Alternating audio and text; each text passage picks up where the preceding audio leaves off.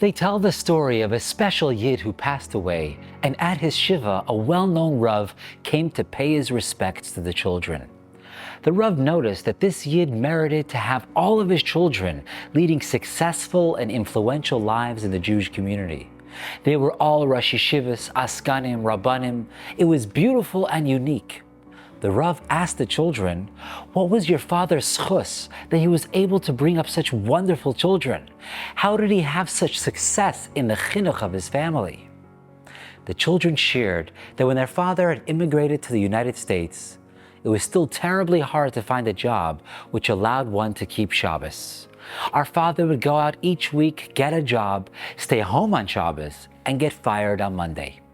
Week in, week out, he received pink slips. You could imagine the stress and toll this took on the entire family. But our father never complained.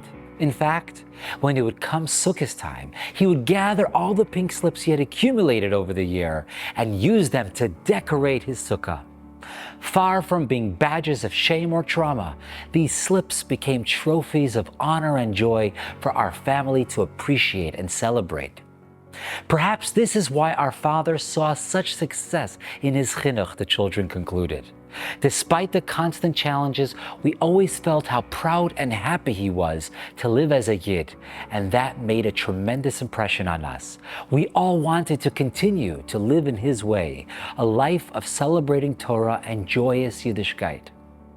The Yesod V'Shorish HaAvodah writes, one who rejoices with the Torah on Simchas Torah is guaranteed that his children and descendants will be Torah scholars.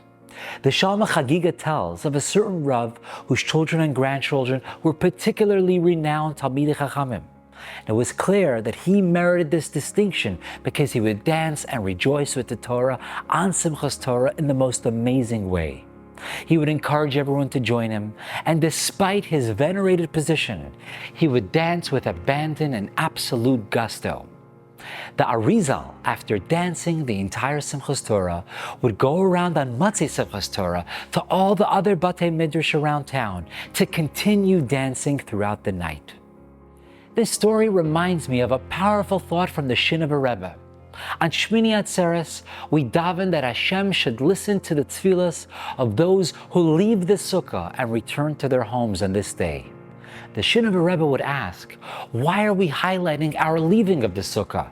Would it not have been more appropriate to focus on the fact that we lived in the sukkah? We should be asking Hashem to listen to the tefillos of those who dwelled in the sukkah. The Shin of a Rebbe provides a beautiful answer. We're asking Hashem to listen to our tefillas because we've taken the lesson and message of sukkahs back into our home. We returned from our sukkahs with the inspiration and holiness of the sukkah experience. And that's why Hashem should answer our tefillas. As a child, every Simchas Torah my father would share the following thought with us. At a Jewish wedding, it's very clear who the bride is. All of the women are dressed in colorful gowns, but only the Kala is dressed entirely in white. On the men's side, however, everyone is similarly dressed. Everyone is wearing black and white, so how does one know who the Chassan is? At the end of the night, however, the answer becomes clear. The Chassan is the one who takes the bride home. The Chassan doesn't leave without taking the Kala with him. After we all dance and rejoice with the Torah, we each strive to be the Chassan Torah. But how do we know who is the Chassan Torah? How does one become the Chassan Torah? If when we return home, we take the Torah with us, that determines whether we are a true Chassan Torah. This is what our Yid who hung his pink slips in his sukkah understood and communicated to his children. The way we rejoice and connect with the Torah is by bringing it home with us. The way we hold on to our Yiddishkeit is by bringing its joy into our everyday life. We create a home for Torah in our lives when we learn to love it and rejoice in it so that it thrives. Wishing you a wonderful, joyous, and elevated Yom Tov.